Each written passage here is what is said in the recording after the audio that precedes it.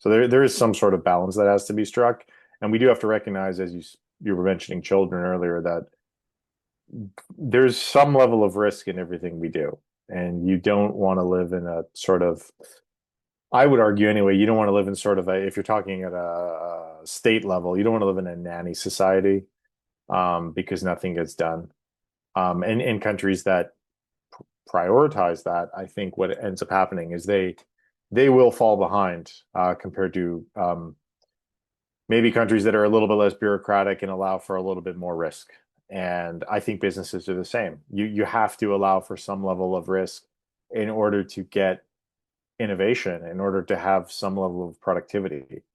And what I mean by risk is you have to be willing to, as you said, train your people, maybe, how to think a little bit Yep. instead of just mindlessly following checklists, and then accept the fact that there will be mistakes that are made from time to time, but there will also be, innovations and new products and better services and ideas that result from people having some level of autonomy, and coupled with some level of training of how to think through problems better and problem solve better potentially, um, Yep.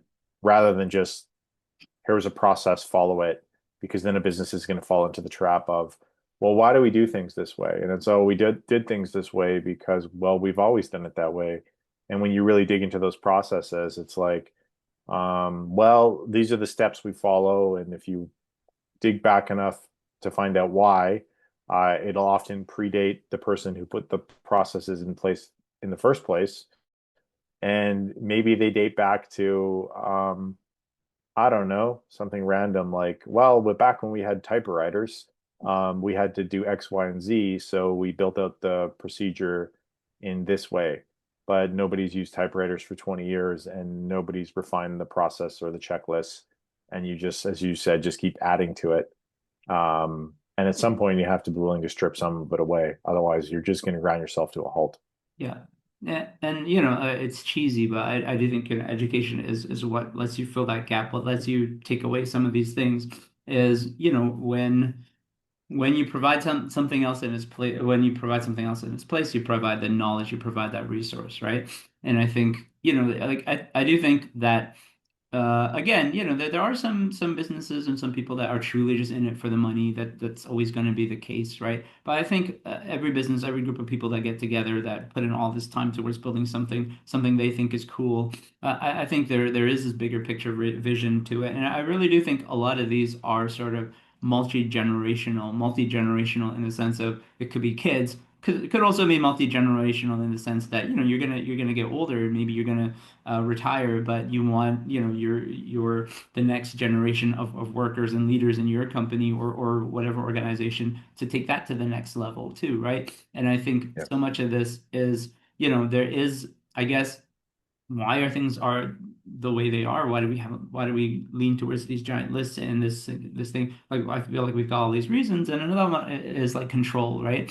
It's that feeling that I know the best.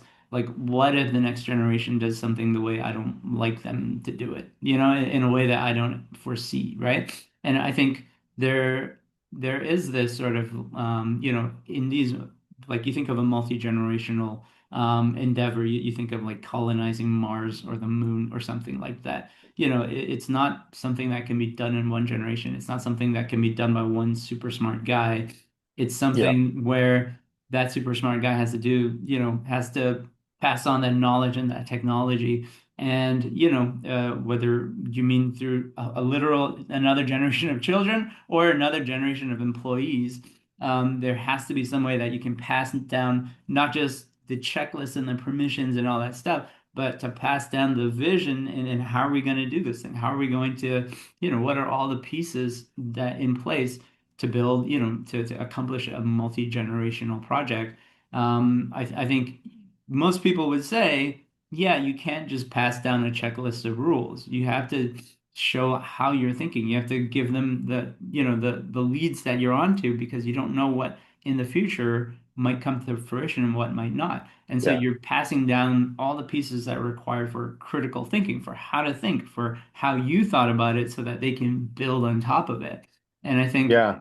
that has to be, if you're going to accomplish multi-generational sort of projects and goals and things like that, which I think most of us as humans want to do, right? We don't want it to just kind of fizzle out because, you know, because we didn't want to lose control, right? Or because we had locked everything down to the point where, the next generation can't pick up where we left off, right? Most people would say that's a terrible idea, right? So I think, there is that aspect of it too, where it's like, how do you think multi-generationally? How do you think about education in more than just, don't hurt yourself, right? Because, you know, to some degree, if somebody's going to go to another planet, there's a chance somebody could get hurt, right? And how do you let go of that? And how do you let go of like that control? And I think that's a small aspect of it. Like I think the reason why these rules grow and grow and grow, there's a lot of rules. There's a lot of reasons why, but there is an aspect of it that is sort of like, that old parent that just won't stop, that doesn't want their kids to get hurt. They want things to be done a certain way because Helicopter parents. that's the best way that they've ever known, right? Yeah. And so there is a reason behind it, but in a way you kind of have to, like I think that factors into it too.